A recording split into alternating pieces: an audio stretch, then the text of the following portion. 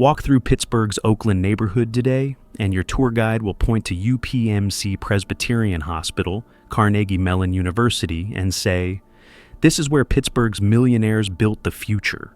What they won't tell you is that you're standing on top of the greatest concentration of wealth in American history, and the street where that wealth quite literally disappeared.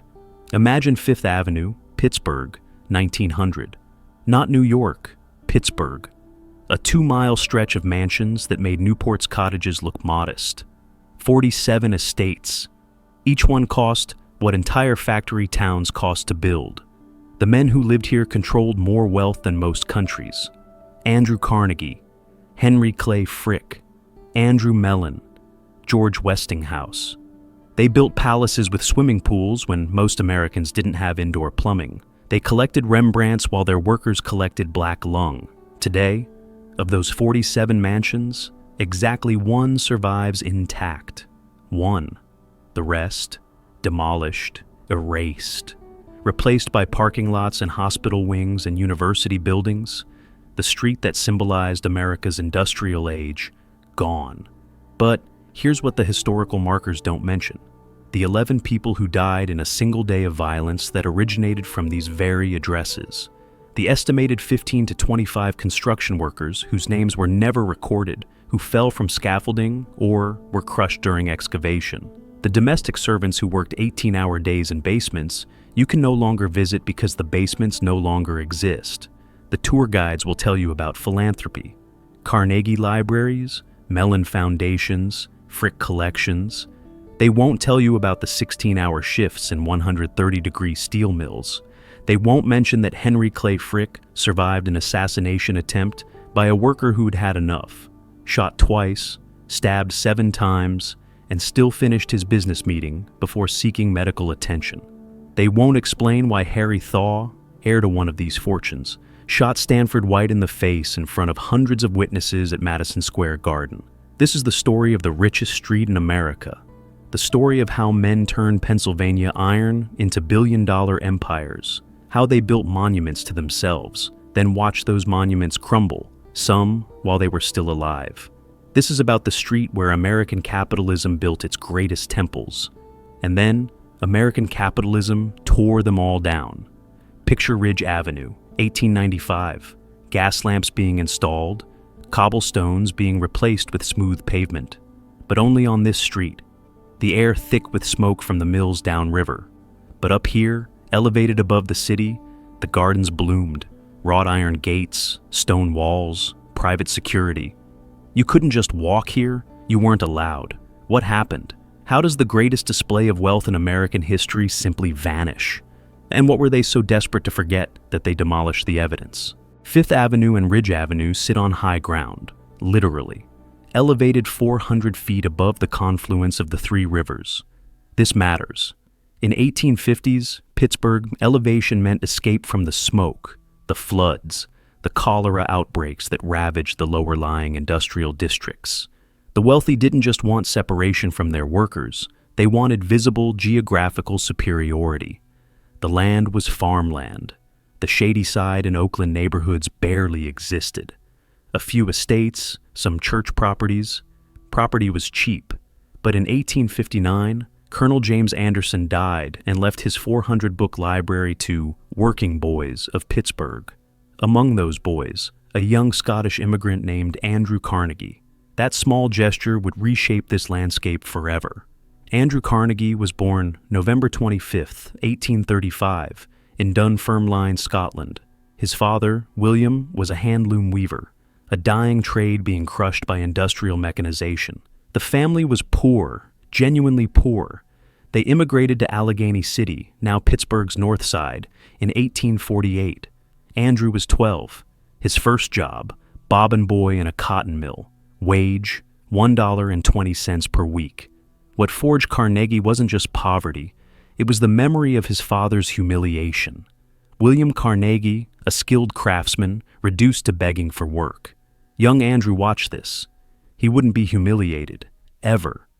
At 15, Carnegie became a telegraph messenger. This is where his trajectory changed. He memorized the locations of every business in Pittsburgh. He taught himself telegraphy. By 16, he was the best telegraph operator in the city. He met everyone, learned everything, saw how business worked. Thomas Scott, superintendent of the Pennsylvania Railroad, hired 17-year-old Carnegie as his personal secretary and telegraph operator. Carnegie learned how empires were built, through transportation, through information, through knowing things before others knew them. During the Civil War, Carnegie helped organize Union military telegraph communications. He invested his modest savings in ironworks, in oil fields, in railroad sleeping cars. By 1865, age 30, Carnegie's annual income was $50,000. That's $900,000 in 2025 dollars. He'd never built anything. He just invested brilliantly while working for the railroad. Henry Clay Frick was born December 19, 1849, in West Overton, Pennsylvania. Not poor, but not wealthy. His grandfather owned a small distillery. His father failed at various businesses. Young Henry grew up watching failure. He hated it. At age 21, Frick had a plan. Coke, refined coal used in steel production, was Pittsburgh's fuel source. Whoever controlled coke controlled steel. Frick had no money, but he had audacity. He borrowed $10,000 from Judge Thomas Mellon, remember that name, and bought 123 acres of coal-rich land. A year after Frick started his coke business, the entire economy collapsed in the Panic of 1873. Banks failed. Businesses shuttered. Most men would have been ruined. Frick bought his competitors' businesses for pennies on the dollar. By 1879, age 29, Frick owned 1,000 coke ovens and was worth $1 million, $30 million in 2025 dollars. The ruthlessness.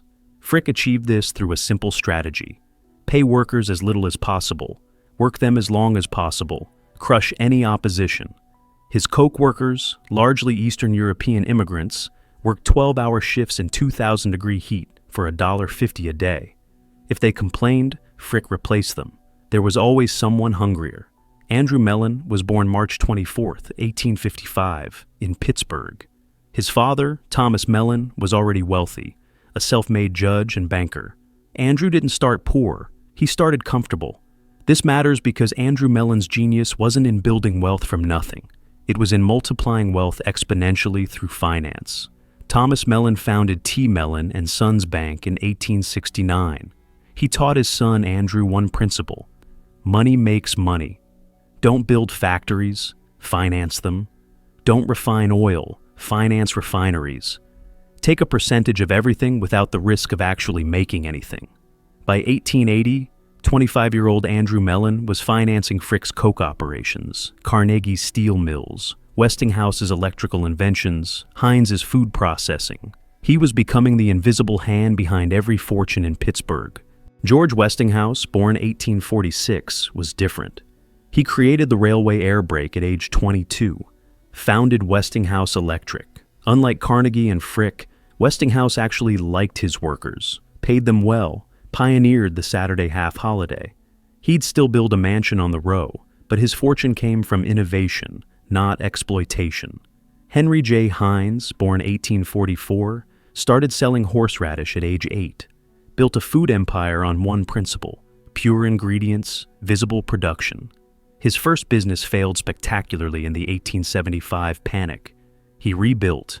By 1890, he had 57 varieties and a conscience. Heinz advocated for pure food laws and worker welfare. He was the exception. Charles Lockhart, born 1818, was the original oil baron, started refining petroleum in the 1850s, Pittsburgh, before Rockefeller, sold to Standard Oil, and became Pittsburgh's first multimillionaire. Quiet, methodical, forgotten today. By 1880, these men and dozens of others were phenomenally wealthy. They needed to display it. Downtown Pittsburgh was smoke and grime. The north side was industrial. The south side was mills. But the high ground east of downtown, that could be transformed.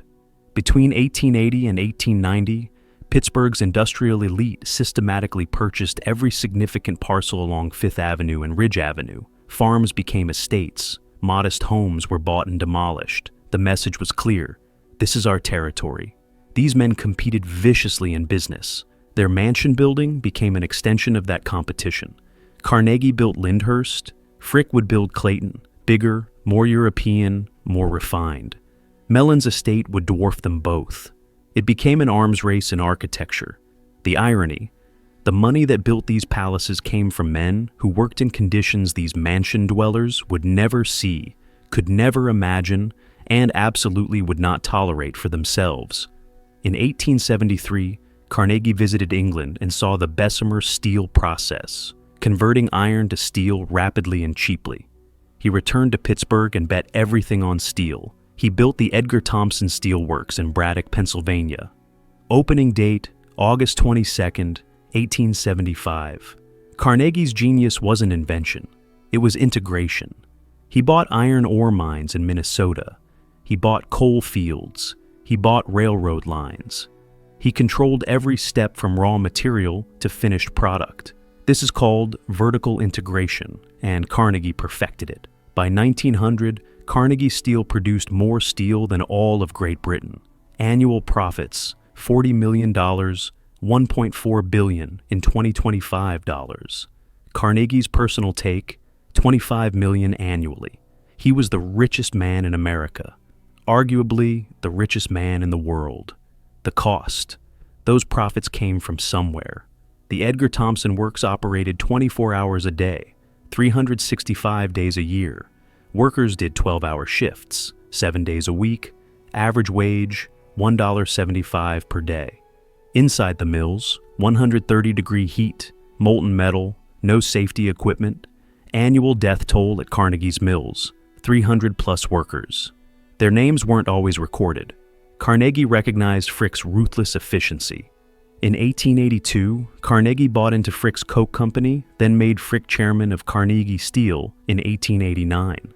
This partnership would make both men fabulously wealthy and deeply hated. This is the event that defined them both. Carnegie Steel's Homestead plant, just outside Pittsburgh. The union wanted fair wages. Carnegie, vacationing in Scotland, left Frick in charge. Frick's response: lock out the workers, hire 300 Pinkerton detectives as private security, break the union, July 6, 1892. The Pinkertons arrived by barge on the Monongahela River. The locked-out workers were waiting. Gunfire erupted. 10 workers died. 3 Pinkertons died. The state militia eventually broke the strike. The union was destroyed. Frick had won. July 23, 1892, 17 days after the massacre. Alexander Berkman, an anarchist, entered Frick's Pittsburgh office. He shot Frick twice, then stabbed him 7 times. Frick survived. He finished his business meeting before seeking medical attention.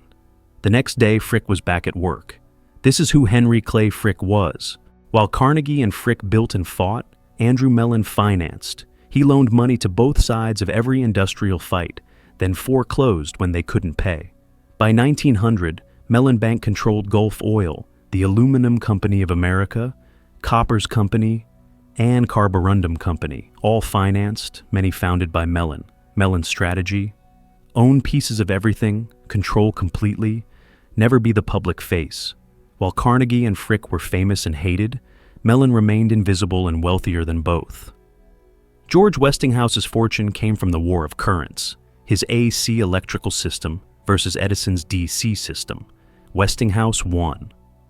By 1895, his system powered the Columbian Exposition in Chicago and, later, Niagara Falls.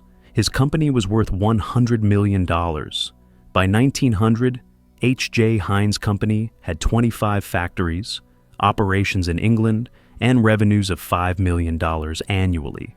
Heinz pioneered worker benefits, free medical care, swimming pools, roof gardens, educational programs. He proved you could be wealthy without being cruel. Nobody followed his example. The earliest grand estates appeared in the 1880s. Charles Lockhart built one of the first true mansions. The Thaw family, Pittsburgh banking, built Solitude, a 30-room Italianate mansion. These were proving grounds. The real arms race began in the 1890s. Henry Clay Frick purchased a modest Italianate villa in 1882 for $25,000, $750,000 in 2025 dollars. Location: Penn Avenue at Homewood, adjacent to the Fifth Avenue district. Between 1891 and 1892, he tripled its size, transforming it into a 23-room Victorian mansion. Additional cost, approximately $125,000, $4 million in 2025 dollars. Architect Frederick J. Osterling, Pittsburgh's premier mansion designer, faced the challenge of wrapping the original villa in a larger Victorian shell without demolishing and starting fresh. This required precise engineering to distribute weight loads and maintain structural integrity. The work crews were predominantly local. Pittsburgh had a skilled labor force from building industrial infrastructure. Stonemasons were often Italian immigrants. Woodcarvers were German. The irony, many of these craftsmen likely worked in mills that Frick owned or supplied coke to. Working conditions were standard for the 1890s. No safety equipment, no workers' compensation. If someone fell or was injured, they were replaced. Records of construction injuries at Clayton specifically don't survive, but injury rates on similar projects ranged from 5 to 10% of the workforce. Timeline pressure was intense. Frick wanted completion quickly. The Homestead strike happened in July 1892 during Clayton's expansion. While workers fought Pinkertons at Homestead, different workers were building Frick's mansion. The contradiction wasn't lost on Pittsburgh. The construction used 350,000 bricks in the 1892 expansion. Materials included brick construction with stone facing, Italian marble for entrance and primary rooms, carved oak, mahogany, and cherry wood throughout, parquet floors imported from France, and stained glass from local Pittsburgh artisans. Clayton featured innovations that placed it at technology's cutting edge. Electric lighting throughout in 1892 was very early adoption. Central heating with individual room controls, a private telephone system within the house, an elevator though rarely used, advanced ventilation, and indoor plumbing in all family bedrooms were exceptional for the era. The mansion's 23 rooms included on the first floor a grand entrance hall with fireplace, reception room, parlor that was Adelaide's domain, dining room, seating 24, breakfast room, butler's pantry, kitchen, and children's playroom. The second floor contained the master bedroom suite with separate his and hers bedrooms, standard for wealthy couples, 5 children's bedrooms, a nursery, governess room, and 4 bathrooms, exceptional for 1892. The third floor housed 4 guest bedrooms and 6 servants' rooms. Below ground were wine cellar, storage rooms, servants' dining room, mechanical systems, and a 2-lane bowling alley. Frick married Adelaide Childs in 1881. Adelaide came from Pittsburgh money. The Childs family owned mills. This marriage elevated Frick from self-made coke baron to established society. Adelaide hated Pittsburgh. She wanted to live in New York, among real society. This tension would define their marriage. This is where Frick distinguished himself from other Pittsburgh millionaires. While others bought expensive furniture, Frick bought museum-quality art. By 1900, Clayton housed works by Reynolds, Gainsborough, and Romney before he moved to New York and acquired his famous collection. French tapestries from the 1600s, Chinese porcelains from the Ming Dynasty, and European furniture from the 16th through 18th centuries filled the rooms. The furniture itself was custom-made by New York craftsmen to Frick's specifications. Each room had a theme. The dining room was English Renaissance, the parlor was Louis XVI French, Adelaide's bedroom was Marie Antoinette inspired. The attached greenhouse was 40 feet long. Adelaide oversaw this personally, growing orchids, a hobby of wealthy Victorian women. Single orchids could cost $100, $3,000 plus in 2025 dollars. She had dozens. Annual operating expenses for Clayton circa 1900 tell the story of maintaining such an estate. Servants' salaries ran $6,000 to $8,000 annually, $180,000 to $240,000 in 2025.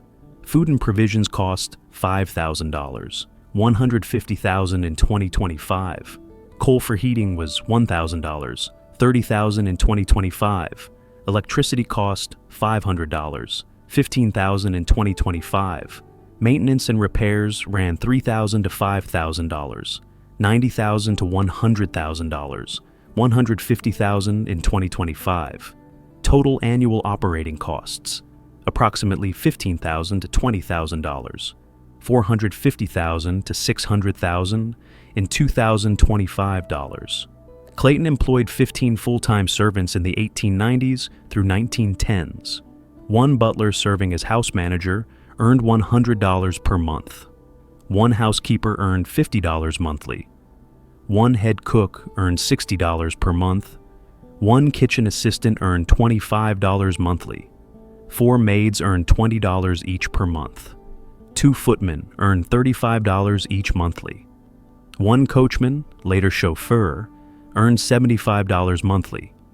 One governess earned $40 monthly. 2 groundskeepers and maintenance workers earned $40 each monthly. Most servants worked 12 to 16-hour days, 6 days a week. They lived in attic or basement quarters. They used separate entrances. They were invisible unless needed. The third-floor servants' quarters were stifling in summer. No air conditioning, poor ventilation, trapped heat. Servants slept with windows open year-round. Clayton was not primarily an entertaining venue. That wasn't the Frick style. Adelaide was reserved, almost reclusive. Frick preferred business meetings to parties. When they did entertain, events included small dinner parties for 12 to 20 guests, holiday gatherings for business associates, musical evenings with chamber groups, and art viewings for collectors. Famous guests included Andrew Carnegie before their bitter falling out in 1899, Charles Schwab, who was Carnegie Steel president, Andrew Mellon, and Mark Twain, briefly at Carnegie's insistence. The house was hard to heat despite the advanced system. High ceilings and large windows made winter heating costs astronomical. Servants spent hours daily maintaining fires in multiple rooms. Adelaide hated Pittsburgh. The smoke from the mills coated everything. Paintings required constant cleaning. Windows were washed weekly. Adelaide pushed Frick to move to New York permanently. He resisted until 1905. December the 7th, 1891. Adelaide Howard Frick, daughter age 6, dies from complications following surgery. She's buried at Homewood Cemetery. April 9th, 1892. Martha Howard Frick, daughter, age 5 weeks, dies. The official cause is never definitively established. These deaths devastated Adelaide. Some historians suggest she never fully recovered. The timing, during Clayton's expansion, makes the tragedy more poignant. They were building a palace while their children died. July 23rd, 1892. Frick's assassination attempt. He recovered at Clayton. For weeks, the house was under guard. Adelaide barely left his bedside. In 1905, Frick moved his primary residence to New York, building his famous mansion at 5th Avenue and 71st Street. Clayton became a summer residence, then eventually just a holding. After Frick's death in 1919, Helen Clay Frick, his daughter, inherited Clayton. She lived there occasionally, but primarily used it as storage for art and possessions not in the New York residence. Helen died in 1984. In her will, she established the Frick Art and Historical Center, preserving Clayton as a museum. It opened to the public in 1990. Clayton is the only intact millionaire mansion in Pittsburgh's historic district. It represents approximately 2% of what once existed. The rest, demolished. Solitude was built in 1885 for William Thaw Sr., a prominent Pittsburgh railroad and banking tycoon.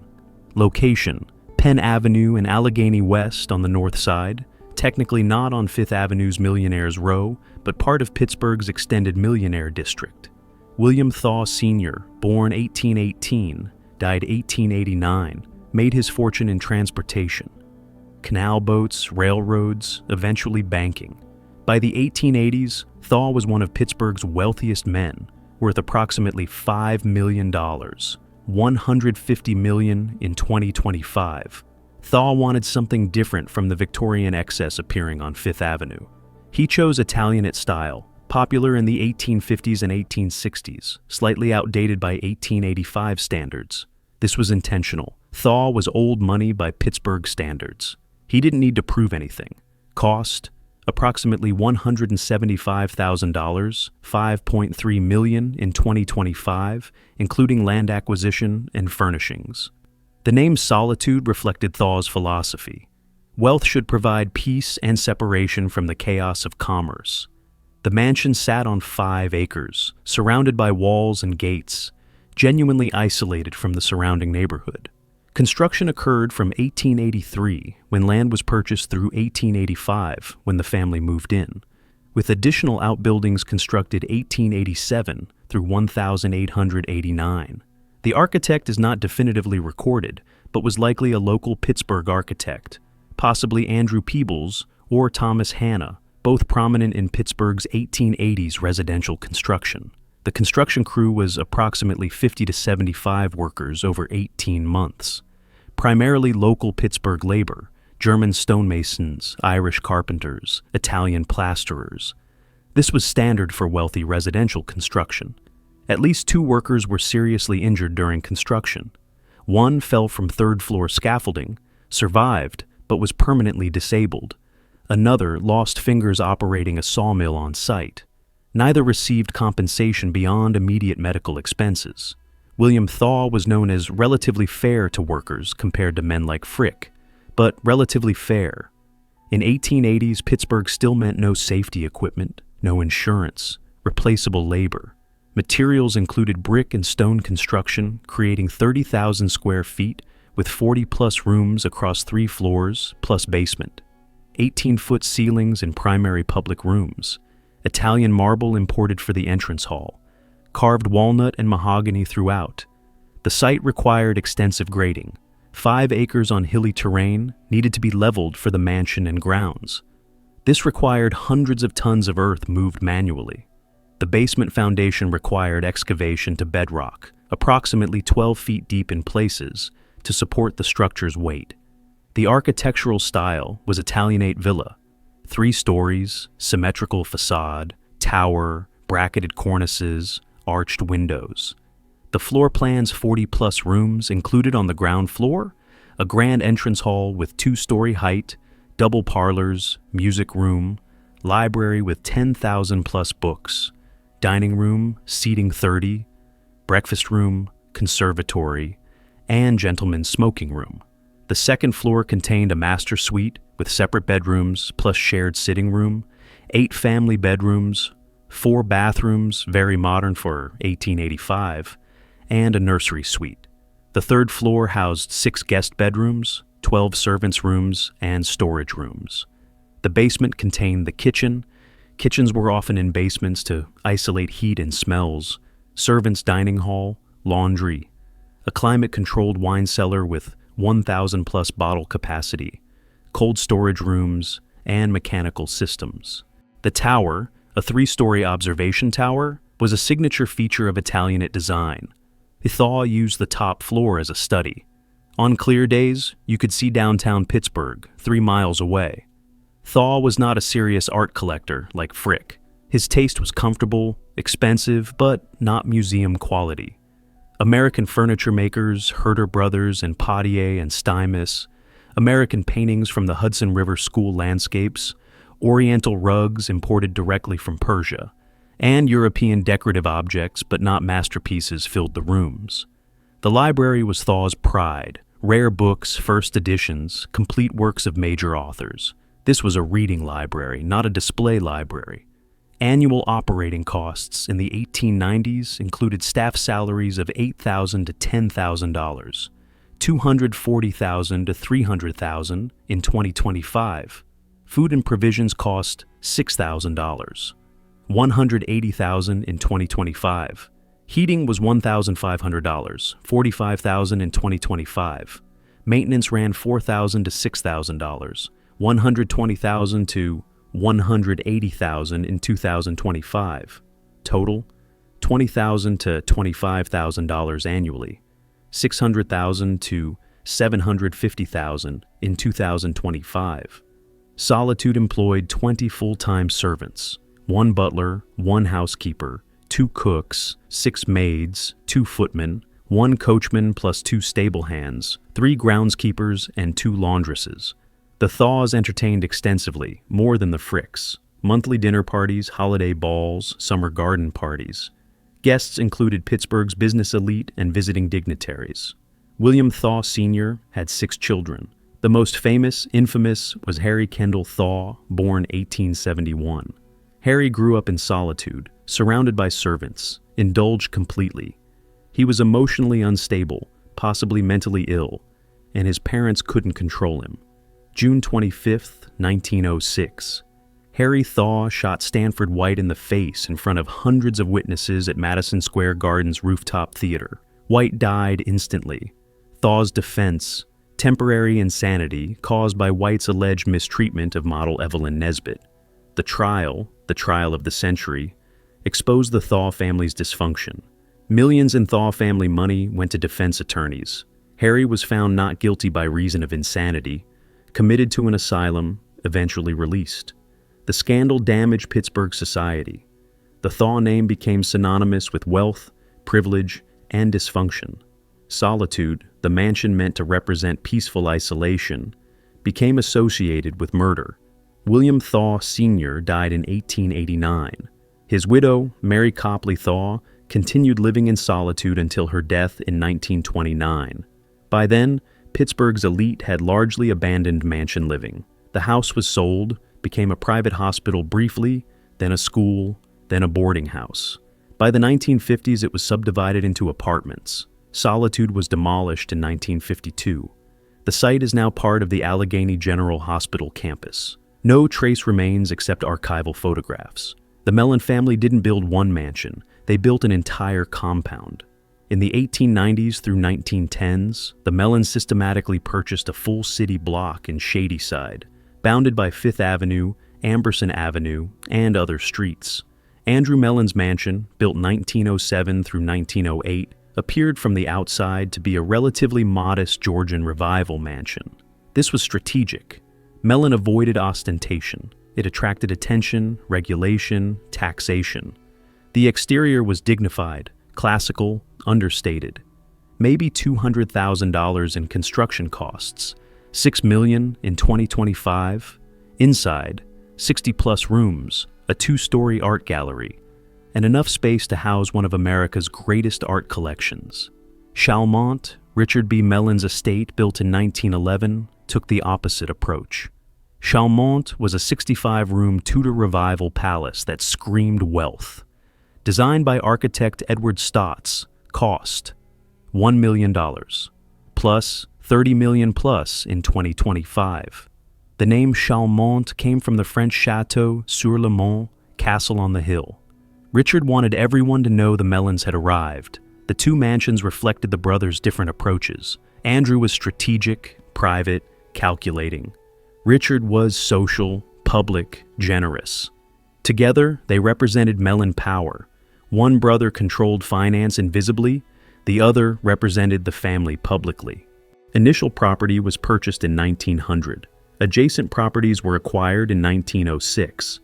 Construction began in 1907. The family moved in 1908. Continuous modifications occurred from 1910 through 1920. Materials included brick with stone trim, Indiana limestone for the facade requiring 50,000 plus bricks, slate roof imported from Vermont, interior paneling of English oak and American walnut, and marble from Carrara, Italy for select rooms. Approximately 75 to 100 workers labored over 18 months. The workforce was mixed, local Pittsburgh craftsmen for structural work, but Mellon imported specialists from New York and Boston for interior finishing. Mellon demanded perfection. Cost overruns were expected. If something wasn't right, it was torn out and redone. Workers appreciated the pay. Mellon paid well, but the standards were exhausting. One worker fell from second-floor scaffolding, survived with broken legs. Another was injured when a pulley system failed, dropping a stone block. Both received medical care and modest payments, unusual for the era. Mellon wanted no scandals, no strikes, no attention. Site preparation and planning occurred from 1909 through 1910. Major construction began in 1911. Primary construction was completed in 1913. Landscaping and outbuildings continued from 1914 through 1916. Edward Stotts, leading Pittsburgh residential architect, had designed mansions for Pittsburgh's elite and understood how to create grand scale. Materials included limestone exterior, with massive blocks weighing tons each. 65 rooms across 3 floors, plus attic and basement. Slate roof with 40,000 individual tiles. 28 fireplaces, each with custom mantels. Lead-framed windows in the hundreds. Ornamental ironwork throughout. Chalmont occupied 11 acres. The mansion itself, 33,000 square feet. Outbuildings included a 6-car garage with chauffeur's quarters, greenhouse and conservatory 80 feet long, tool houses, and a stable, though by 1911, horses were being replaced by automobiles. Peak construction employed 150-plus workers. This was one of Pittsburgh's largest private residential projects. The workforce included 40-plus Italian stonemasons, 30-plus German carpenters, 50-plus Irish laborers, and 30-plus local specialists. 2 confirmed construction deaths occurred during Chalmont's construction. Antonio Benedetti, age 34, Italian stonemason, fell from 3rd-floor exterior scaffolding while setting limestone blocks. Died on impact. His family received $500, $15,000 in 2025, more than typical, but hardly sufficient. James O'Rourke, age 28, Irish laborer, was crushed when a temporary support beam collapsed in the basement during excavation. Died 2 days later from internal injuries. His widow received $300, $9,000 in 2025, and was evicted from company housing within 3 months. Multiple other injuries occurred: broken bones, crush injuries, lacerations. No comprehensive records survive. Andrew Mellon's mansion featured Georgian Revival style, classical, symmetrical, elegant, but not overwhelming. Key features included a 2-story entrance hall, an art gallery measuring 40 feet by 30 feet by 20 feet high. This was the heart of the house, a library with 15,000-plus books, a music room with pipe organ, formal dining room, seating 30, multiple parlors and sitting rooms, 12 family bedrooms, and 10 servants' rooms. The art collection mattered most to Andrew Mellon. By 1920, his collection included works by Rembrandt, Vermeer, Titian, and Botticelli. In 1931, he purchased Raphael's The Alba Madonna for $1,166,000, equivalent to $21 million in 2025, the highest price ever paid for a painting at the time. Ultimately, 126 paintings would form the core of the National Gallery of Art. Mellon spent more on art than on the mansion itself. The house was just a container for the collection. Chalmont featured Tudor Revival style, half-timbering, multiple gables, elaborate chimneys, romantic medieval aesthetic.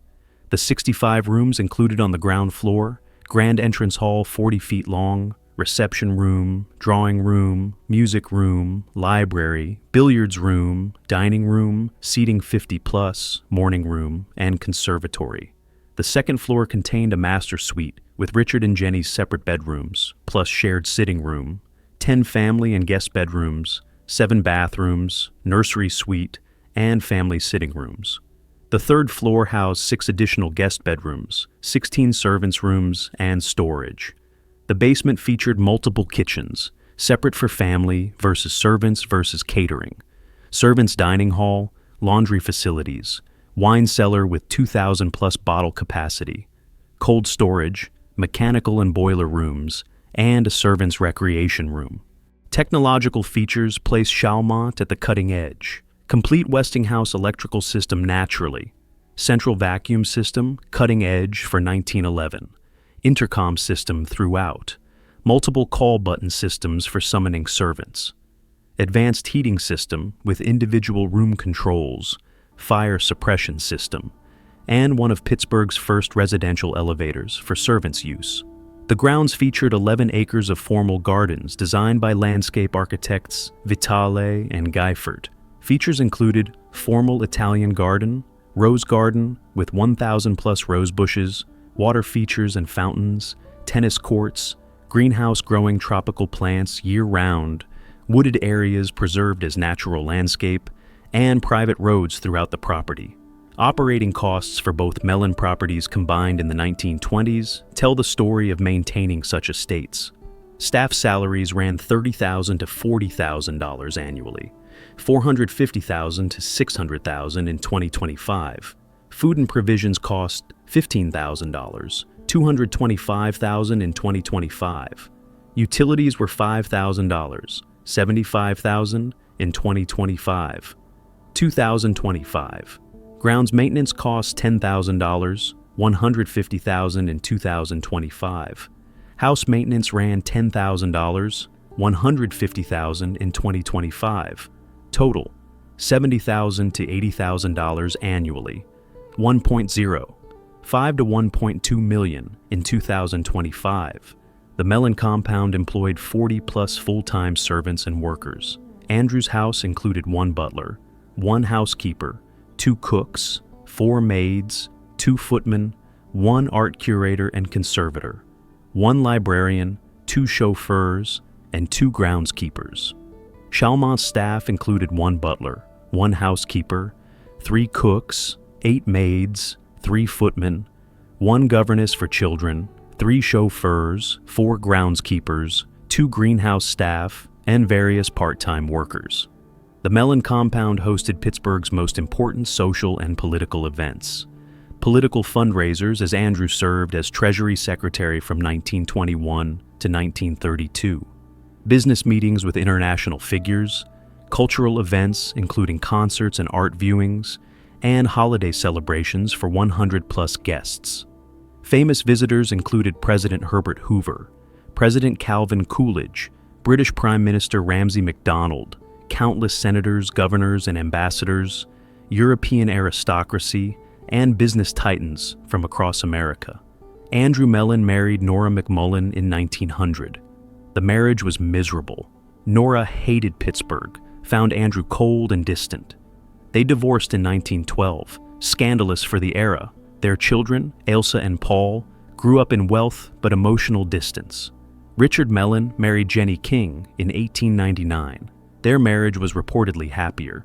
They had 1 son, Richard King Mellon, born 1899. Andrew Mellon died in 1937. His art collection went to form the National Gallery of Art in Washington, D.C., his greatest legacy. His mansion was demolished in 1941.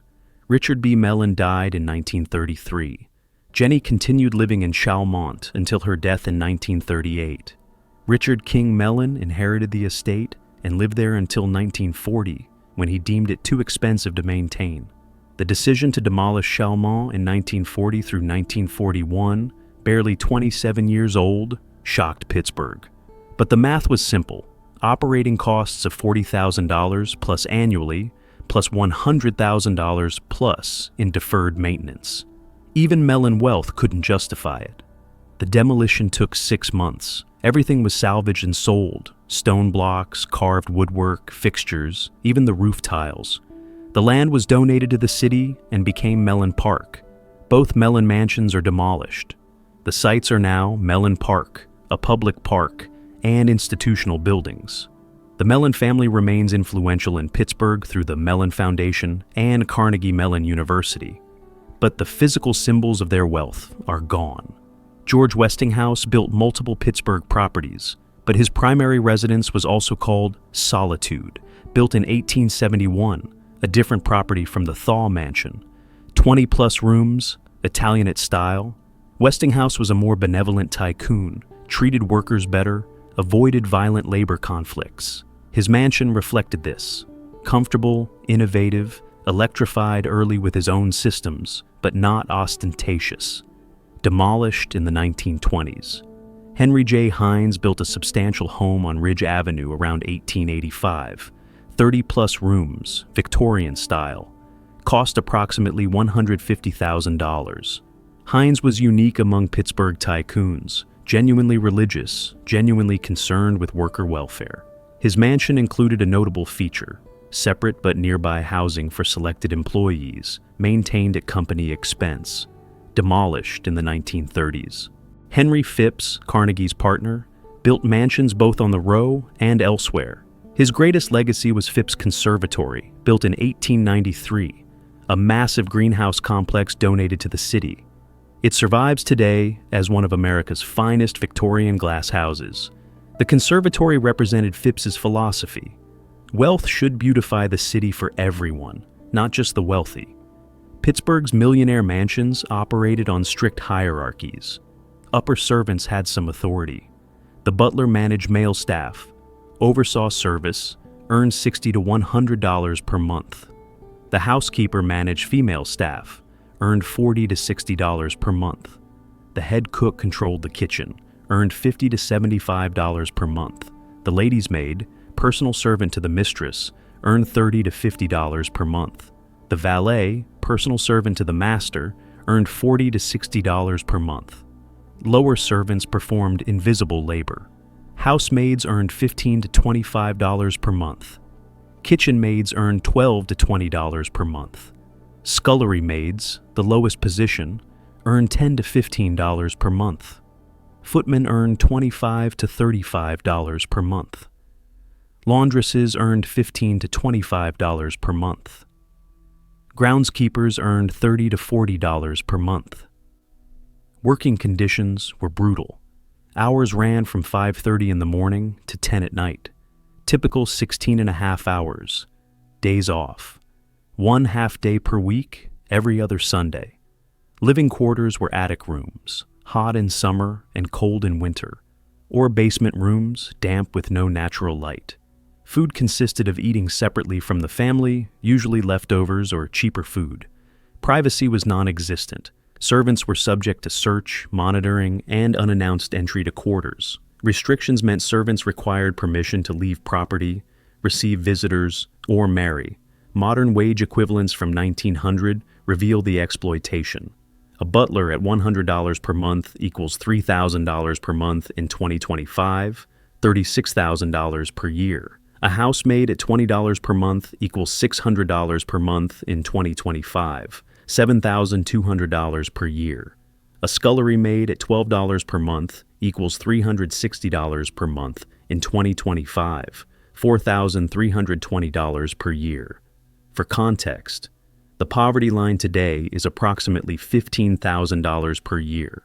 Most servants were below today's poverty equivalent while working 100+ hours per week.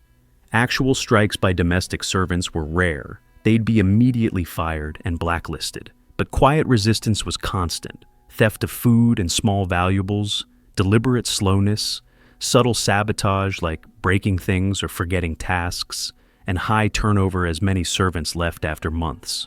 Most servants' names weren't recorded, but from surviving household documents and newspapers, we have fragments. At Clayton, the Frick Mansion, Anna Muller, cook, German immigrant, worked 1892 through 1908. Margaret Kelly, lady's maid to Adelaide Frick, Irish, 1890 through 1915. Thomas Bradley, butler, English, 1895 through 1920. At Chalmont, the R.B. Mellon Estate, Mary McKeown, head housekeeper, Irish, 1913 through 1935. Giovanni Rossini, head gardener, Italian, 1911 through 1921, 1940. These were the fortunate ones, employed long enough to be remembered. Most servants are anonymous. Across all major Millionaires Row construction projects from 1880 to 1920, estimated deaths range from 15 to 25 workers. Confirmed documented deaths, 7. Why the uncertainty? Construction deaths weren't systematically recorded. If a worker died, the family was informed, the body removed, work continued. No investigations, no reports unless something exceptional occurred. Confirmed deaths include Antonio Benedetti at Chalmont Construction in 1911, James O'Rourke at Chalmont Construction in 1911, an unknown German carpenter who fell at a mansion site with name lost in 1897, and 2 unnamed workers at Hines Estate Construction, deaths from falls in 1885. At Clayton, the Frick Mansion, family deaths devastated the household. Adelaide Howard Frick, daughter, died December 7, 1891, age 6. Martha Howard Frick, daughter, died April 9, 1892, age 5 weeks. Henry Clay Frick Jr., son, died 1965, having survived childhood. Childs Frick, son, died 1965, having survived childhood. Helen Clay Frick, daughter, died 1984 at age 96. The deaths of Adelaide and Martha devastated the family. Adelaide's death followed surgery, possibly preventable with better medical knowledge. Martha's death cause was never definitively determined, possibly SIDS, possibly infection. The Thaw family dysfunction centered on Harry K. Thaw, who murdered Stanford White in 1906. Multiple Thaw descendants struggled with mental illness. The family's wealth enabled dysfunction rather than treating it. George Westinghouse overextended in the 1907 financial panic. He lost control of Westinghouse Electric, died 1914, significantly less wealthy than at his peak. His mansion was sold and eventually demolished. The tragedy? Innovation couldn't protect against financial speculation. Annual operating costs for an average mansion in 1910 reveal the burden. Staff cost $8,000, $240,000 in 2025. Food cost $5,000, $150,000 in 2025. Coal and heating cost $2,000, $60,000 in 2025.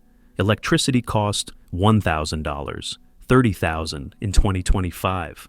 Maintenance cost $5,000, $150,000 in 2025. Property taxes cost $3,000, $90,000 in 2025, 2025. Insurance cost $2,000, $60,000 in 2025. Total $26,000 annually, $780,000 in 2025. Revenue sources: none. These were pure consumption. Unlike European estates with tenant farms, American millionaire mansions generated no income. They were monuments to wealth, not investments. Consider the unsustainability. Andrew Carnegie sold Carnegie Steel to J.P. Morgan in 1901 for $480 million, $15 billion in 2025. His personal share, $125 million, $7 billion in 2025. That sounds infinite. But Carnegie had multiple properties in New York, Scotland, and Pittsburgh. Combined operating costs exceeded $200,000 annually. Even Carnegie's fortune faced pressure. For lesser millionaires worth $5 to $10 million, $150 to $300 million in 2025, the mansions were financial anchors. Annual costs of $30,000 to $50,000 meant 0.5 to 1% of wealth consumed annually just on housing. When fortunes declined through death, taxation, market crashes, or competition, the mansions became unbearable burdens. Fifth Avenue and Ridge Avenue weren't empty land. Before the millionaires, the Shadyside and Oakland areas were agricultural in the 1850s and 1860s. German and Irish immigrant families owned small plots, 5 to 10 acres each, growing vegetables for Pittsburgh markets. Land was acquired through market purchases at above-market rates. The millionaires paid cash. Some farmers sold willingly. The offers were generous. Others were reluctant but faced pressure. Rising property taxes, changing neighborhood, isolation as others sold. No violent evictions occurred. This wasn't the Wild West. But economic pressure achieved the same result. Across the full Millionaires Row district, approximately 200 acres, an estimated 40 to 60 families were displaced between 1870 and 1887, 1900. Most relocated to outlying Pittsburgh neighborhoods like Bloomfield and Lawrenceville or more distant areas. Some moved to other Pennsylvania towns. A few stayed nearby, working as servants or tradesmen serving the wealthy. The class transformation was stark, from landowners to workers, from independence to dependency, from neighbors to servants. The displaced families weren't destitute. Many received good prices for their land. But the transformation was profound. At least 2 small family cemeteries existed on land that became estates. Bodies were exhumed and relocated. Standard practice, legal, but disturbing nonetheless. Records of who was moved and where are incomplete. The environmental impact was dramatic. Before, mixed woodland and farmland, natural drainage patterns, creeks and streams flowing through properties. After, formal gardens, manicured lawns, diverted waterways, imported species. Not necessarily worse, but fundamentally transformed. The coal smoke irony. These mansions were built on Pittsburgh's industrial wealth: steel, coke, coal. That industry covered Pittsburgh in smoke and soot. The mansions, on elevated ground, were meant to escape the smoke, but they couldn't. Every surface required constant cleaning. Gardens struggled.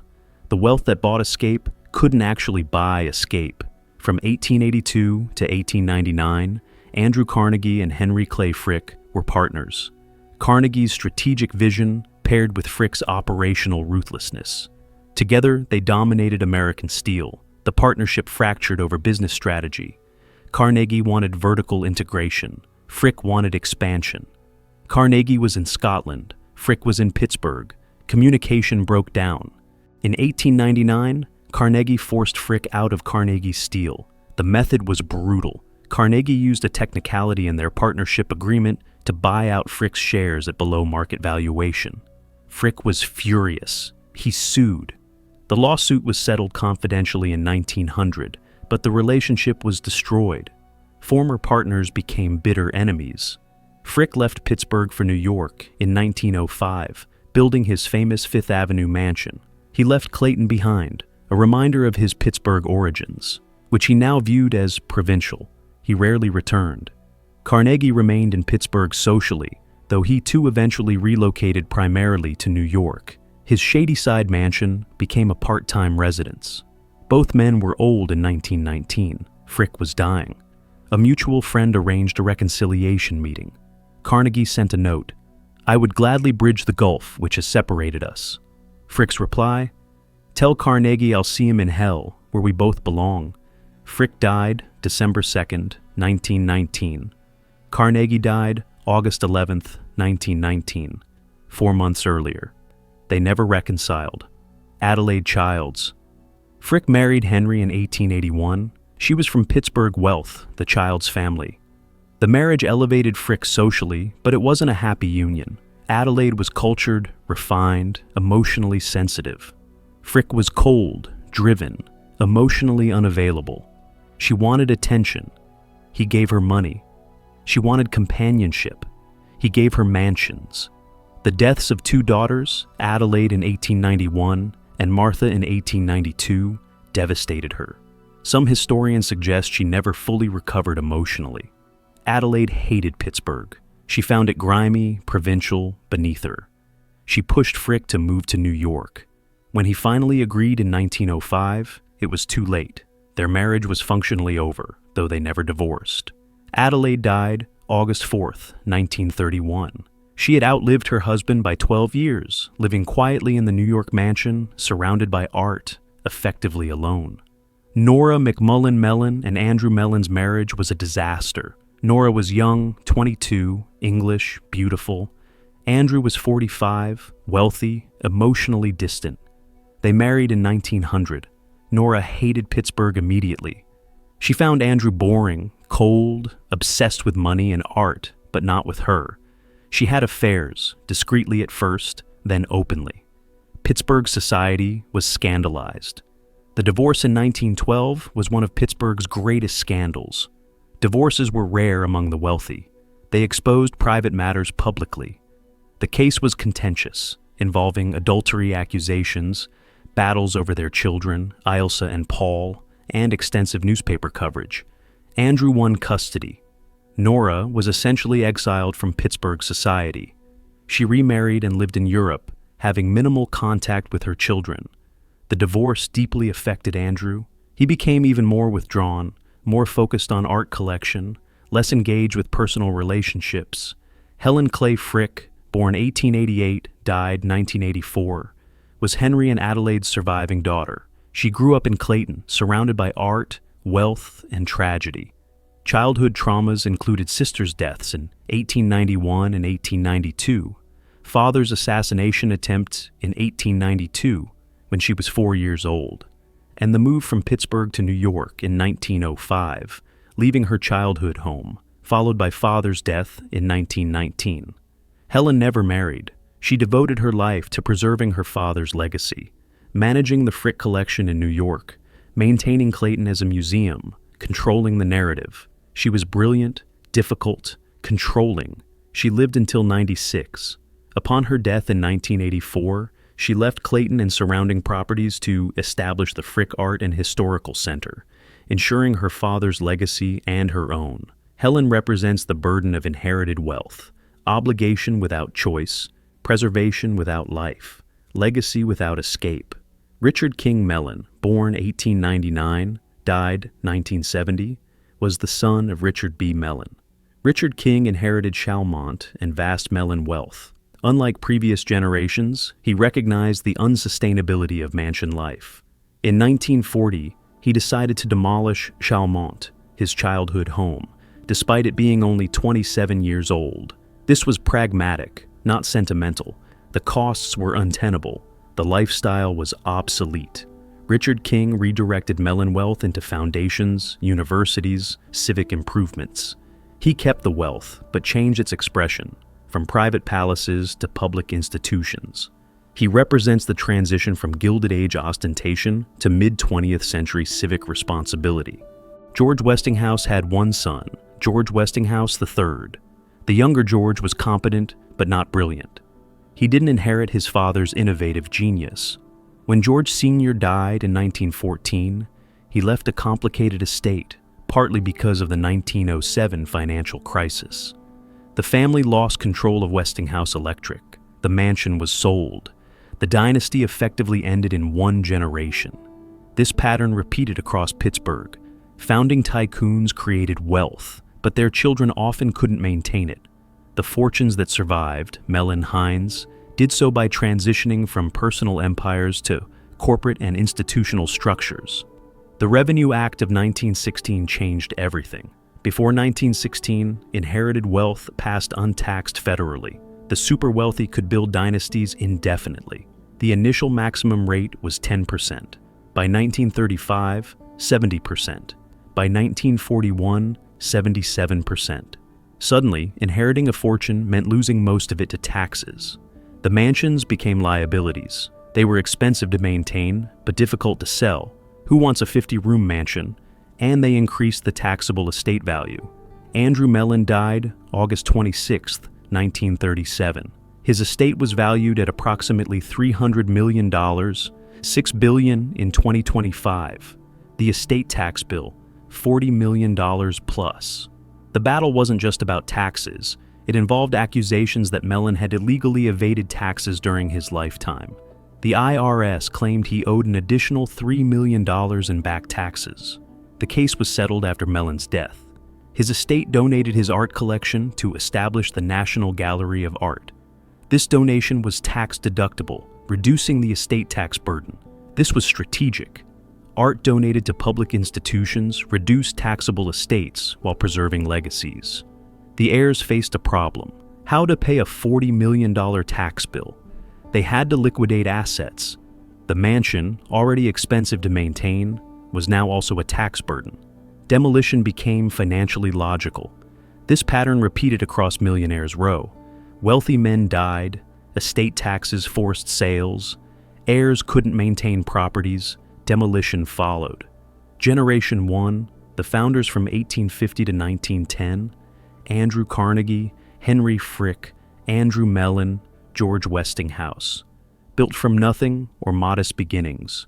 Ruthless, driven, innovative, accumulated vast fortunes, built the mansions as monuments.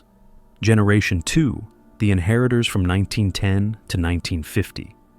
Helen Frick, Richard King Mellon, Westinghouse heirs, inherited wealth but also burden, struggled with legacy and relevance, began dismantling the mansion infrastructure, transitioned to foundations and corporations. Generation 3, institutionalized from 1950 to present. Mellon Foundations, Carnegie Foundations, Hines Endowment. Wealth exists, but it's institutional, not personal. The families remain influential, but not dynastic in the old sense. The mansions are mostly gone. The names remain on buildings. Pittsburgh's wealth transformed from personal, Carnegie's pocket, to corporate, Carnegie Steel, to institutional, Carnegie Foundations. The mansions represented the personal phase. They couldn't survive the transition to institutional wealth. The Great Depression from 1929 to 1939 didn't bankrupt Pittsburgh's millionaires. Most were too wealthy, too diversified. But it changed the calculus of mansion ownership. Operating costs remained constant while stock values crashed, income from investments declined. Domestic servants became harder to find as people chose factory work over domestic service, and public criticism of wealth intensified. The tax revolution saw federal estate tax rates increase to 77% by 1941. Pennsylvania inheritance taxes added another 15 to 20%. Combined, inheriting wealth meant losing 80 to 90% plus to taxes. Andrew Mellon's death in 1937 led to the decision to demolish his mansion in 1941. This wasn't about poverty, it was about practicality. Annual operating costs exceeded $30,000 plus. Property taxes cost $5,000 plus. For what? A house nobody wanted to live in full time? The Chalmont demolition from 1940 to 1941 shocked Pittsburgh. Richard King Mellon inherited the mansion in 1933 when his mother died. He was 34 years old, married with children. He calculated maintaining Chalmont would cost $40,000 plus annually. That's $800,000 over 20 years, $24 million in 2025 dollars. Alternative, demolish it, donate the land to the city, take the tax deduction, eliminate the expense. He chose demolition. The decision was controversial. The mansion was only 27 years old, but it was rational. World War II, from 1941 to 1945, required national sacrifice. Maintaining vast mansions with large staffs looked unpatriotic.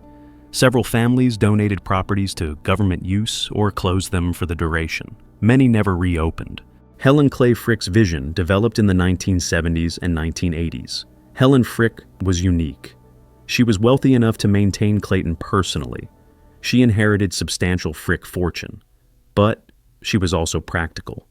She knew she wouldn't live forever. The plan: establish the Frick Art and Historical Center as a non-profit foundation, transfer Clayton and surrounding properties to the foundation, endow the foundation to ensure operating funds, open Clayton as a house museum, and build additional facilities including an art museum, archives, and visitor center. Helen began planning in the 1960s. She established the foundation in 1969. She transferred properties and funds. She died in 1984, and the foundation opened Clayton to the public in 1990. Why Clayton survived: single heir with vision, as Helen controlled everything and planned ahead. Sufficient endowment, as the foundation had enough money to operate indefinitely. Historical significance, as Frick was famous enough to attract visitors. Reasonable scale, as 23 rooms is manageable, while 65 rooms would be impossible. Location, as Point Breeze remained a relatively stable neighborhood. And timing, as by 1990, historical preservation was valued, whereas in 1940, it wasn't. Current annual operations for Clayton and the Frick Art and Historical Center, estimated for 2025, show annual attendance of approximately 35,000 to 40,000 visitors at pre-COVID levels. Admission revenue runs approximately $400,000 as tours average $12 to $15. Revenue streams include admission fees at $400,000, events like weddings and corporate events at $300,000, grants at $500,000, donations at $400,000, and endowment income at $700,000. Total, approximately $2.3 million annually. Operating costs include staff salaries for 30-plus employees at $1.2 million, building maintenance and utilities at $400,000, conservation and preservation at $300,000, programs and exhibitions at $200,000, and administration at $200,000. Total, approximately $2.3 million annually. Staff structure in modern times includes an executive director overseeing the entire operation, curators managing collections, research, and exhibitions, conservators preserving buildings, objects, and art, educators conducting tour guides and school programs, development staff handling fundraising and grants, operations staff managing maintenance, security, and events, and administration covering finance, HR, and communications. Comparison to original operations is stark. In 1900, 15 servants working for one family's comfort. In 2025, 30 employees serving 40,000 annual visitors. Purpose transformed from private luxury to public education. Preservation challenges are significant. Authenticity raises questions. How much do you restore versus preserve? Clayton's 1990s restoration attempted to recreate its 1905 appearance, but that required significant intervention, replacing deteriorated elements. Climate control presents problems as Victorian houses weren't designed for museum-quality climate control. Installing modern HVAC without damaging historic fabric is extremely difficult and expensive. Security requires protecting valuable original furnishings, art, and objects. Modern security systems must be installed invisibly. Accessibility demands modern visitors expect elevators, accessible restrooms, climate-controlled spaces. Adding these without destroying historic character requires expensive, creative solutions. What's authentic versus restored at Clayton? Structure is 95% plus original. Interior finishes are heavily restored at 60% original and 40% recreated. Furnishings are mixed with 30% original frick objects and 70% period-appropriate acquisitions. Art shows limited original frick pieces as major works went to the Frick collection in New York, and mechanical systems are completely modern, hidden behind walls and ceilings. 95% of original estates were demolished. Reasons for demolition included costs as operating expenses were impossible to maintain. Taxes as estate taxes, forced sales, and property taxes were prohibitive. Market conditions as there were no buyers. Who wants a 50-room mansion in 1940? Location as land was more valuable for institutional use like hospitals and universities, and obsolescence as staff became unavailable, heating and cooling impractical, and modern living preferences different. What replaced them? UPMC Presbyterian Hospital was built on sites of multiple Fifth Avenue mansions. Healthcare became Pittsburgh's economic driver after steel declined. Carnegie Mellon University expanded onto former mansion properties. Education replaced industry as Pittsburgh's economic focus. Apartment buildings appeared on some mansion sites as mid-rise apartments in the 1950s and 1960s. These too are often being demolished and replaced now. Institutional buildings including churches, schools, and foundations occupy some former mansion sites as non-profit organizations took over the land. Comparison to similar cities reveals patterns. Newport, Rhode Island, has a preservation rate of approximately 40 to 50% of Gilded Age estates surviving. Why?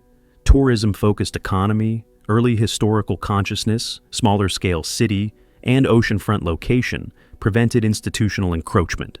Cleveland, Millionaires Row on Euclid Avenue has a preservation rate of approximately 5%, similar to Pittsburgh, same pattern.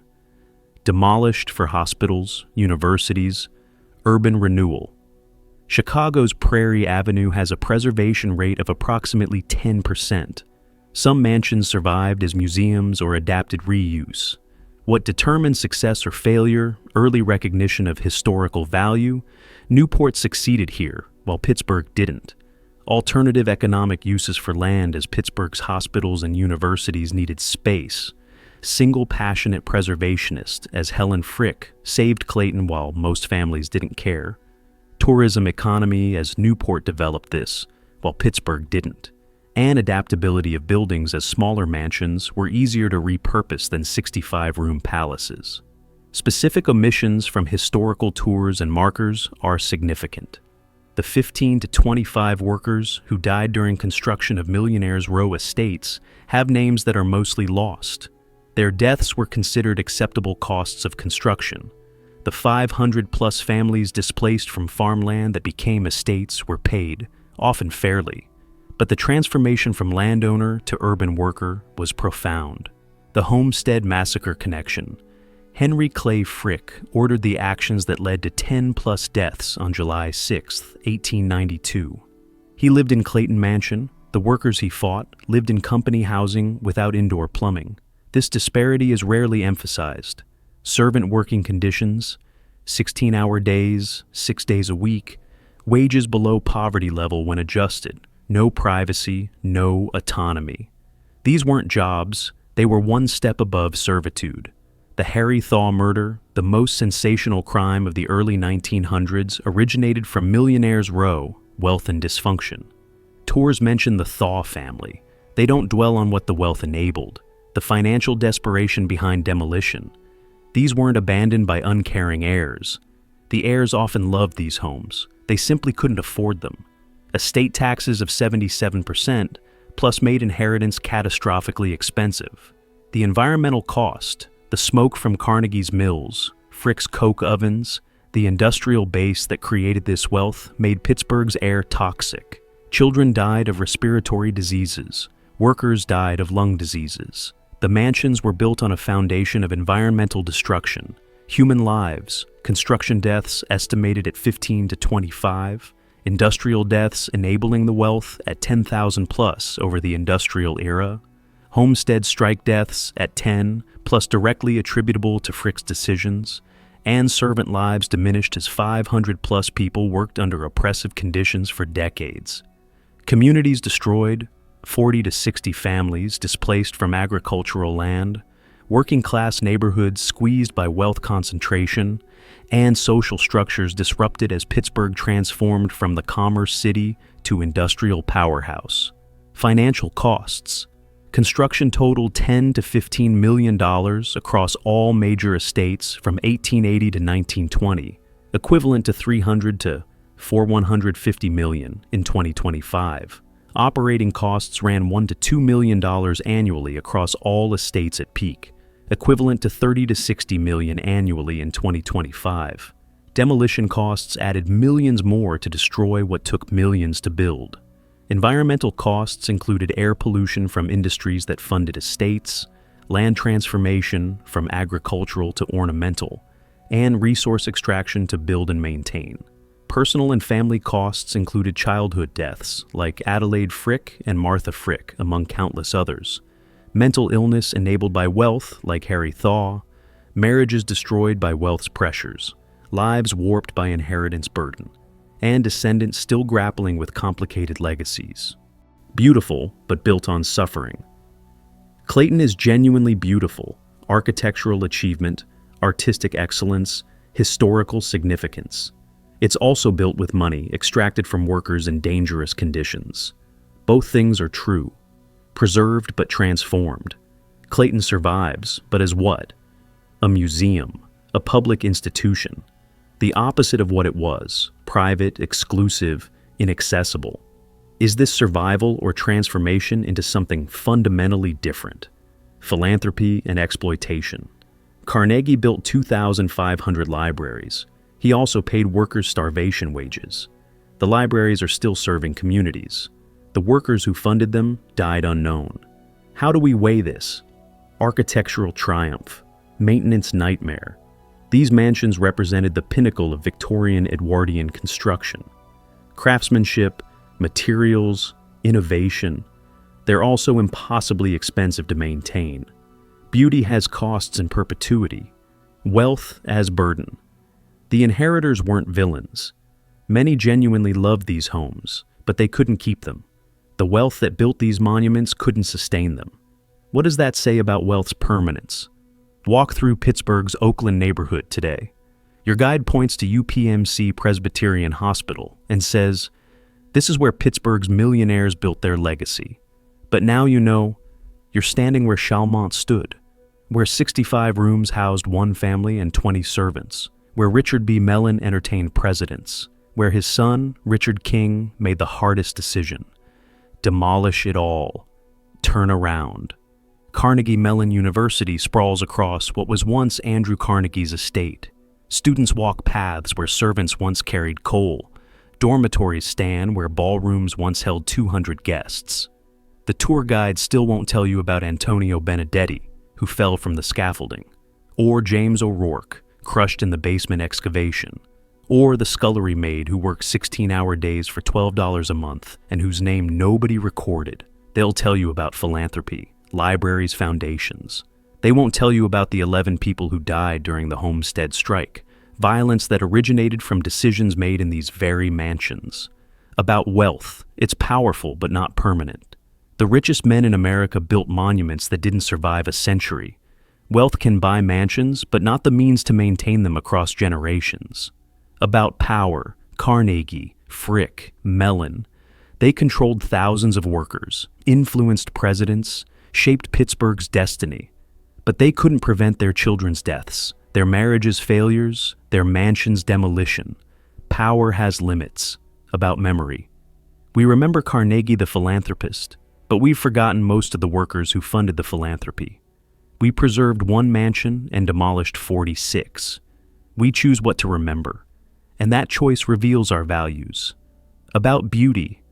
These mansions were beautiful, genuinely beautiful. That beauty came at tremendous cost, human, financial, environmental. Does the beauty justify the cost? Does the cost invalidate the beauty? Or can both be true simultaneously? About transformation. Pittsburgh transformed from industrial powerhouse to eds and meds, education and medicine. The Millionaires Row sites transformed from private palaces to public institutions. That's progress, arguably. But something was also lost. The physical evidence of an era, the architectural heritage, the craftsmanship. Does demolishing these mansions make Pittsburgh more equitable? Maybe. The land now serves thousands instead of dozens. But we lost architectural treasures. Were Carnegie and Frick villains or visionaries? Both. They exploited workers brutally. They also built infrastructure, libraries, hospitals, universities, that still serves communities. Should we celebrate these legacies, condemn them? Neither and both.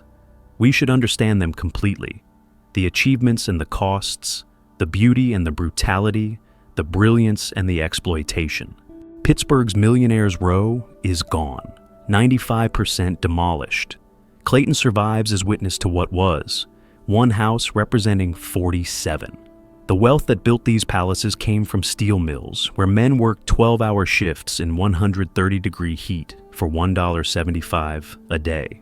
The art collections came from profits extracted from workers without safety equipment, without compensation for injuries, without voice in their conditions. But those same profits funded libraries that educated millions, foundations that still support research, arts, communities, institutions that employ thousands.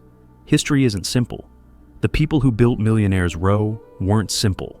The legacy isn't simple. What remains? One mansion, countless photographs, extensive records, and questions without easy answers. When wealth builds monuments, what happens when wealth can no longer sustain them? Pittsburgh's Millionaires Row answered that question. The monuments disappear, the wealth transforms, and we're left standing on parking lots wondering what we lost